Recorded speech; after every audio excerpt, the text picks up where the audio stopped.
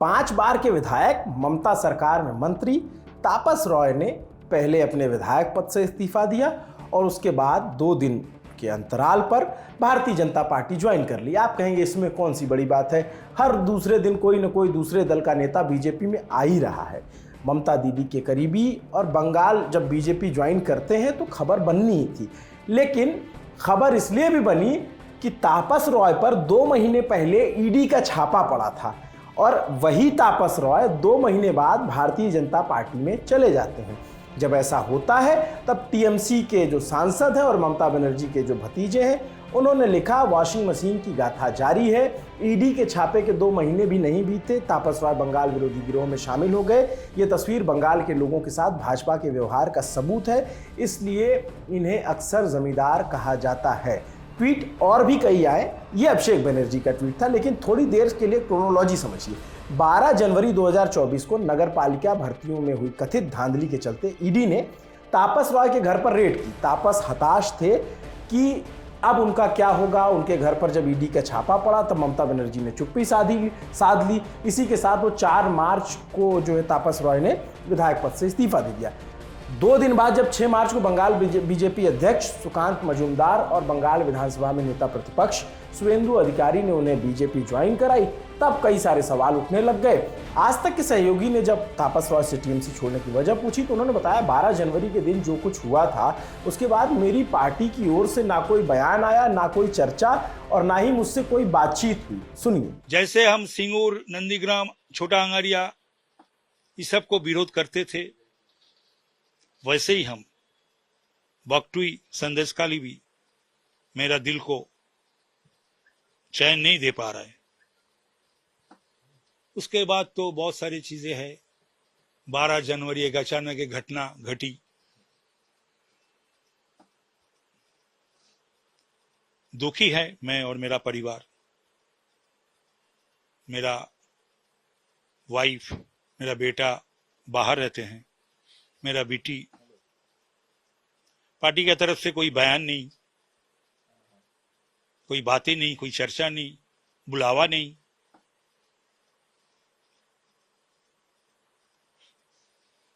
और उसी दिन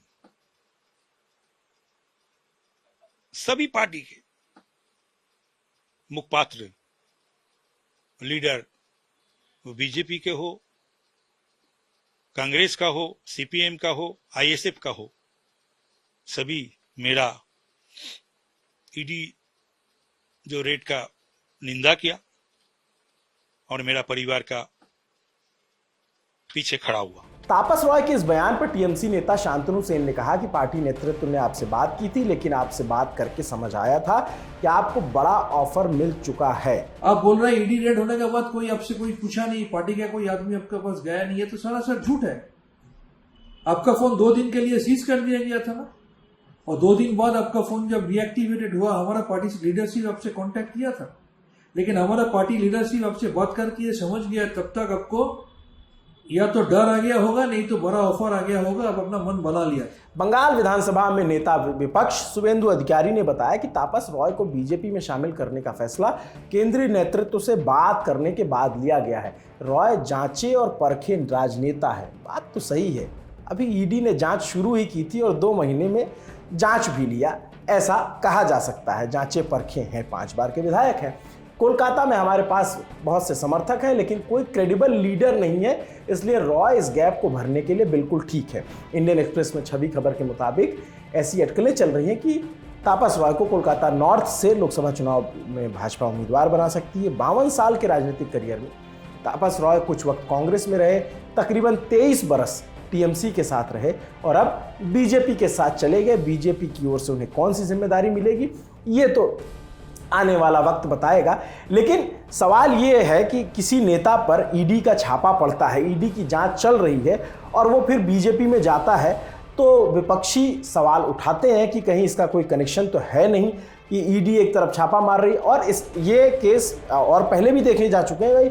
महाराष्ट्र तो इसका सबसे बड़ा उदाहरण है, चाहे अजीत पवार का बीजेपी के साथ जाना हो, चाहे जो प्रफुल्ल पटेल हों उनके खिलाफ जांच चल रही थी, चाहे हसन मुशर्रफ हो उनके खिलाफ जांच चल रही थी। ऐसे कई नेताओं की फहरिस्त लंबी है। नांदेड़ वाले जो अशोक चौहान है, उनके ऊपर तो आदर्श घोटाले के आरोप लगे थे और प्रधानमंत्री खुद जाकर कह रहे थे कि आपको पता है किसने शहीदों के घर जो है खा गए, और इस तरीके के बयान हुए थे। और अब ईडी ने इधर छापा मारा तो ये तापस राव उधर चले गए। तो एक वॉशिंग मशीन वाला जो सवाल है वो तो बना ही रहता है कि भाई अगर नेता दूसरी पार्टी में है तो उसके ऊपर छापा पड़ता है, और अगर वो अपने पास आ जाता है तो जांच में थोड़ी सुस्ती तो देखी ही जाती है अमूमन।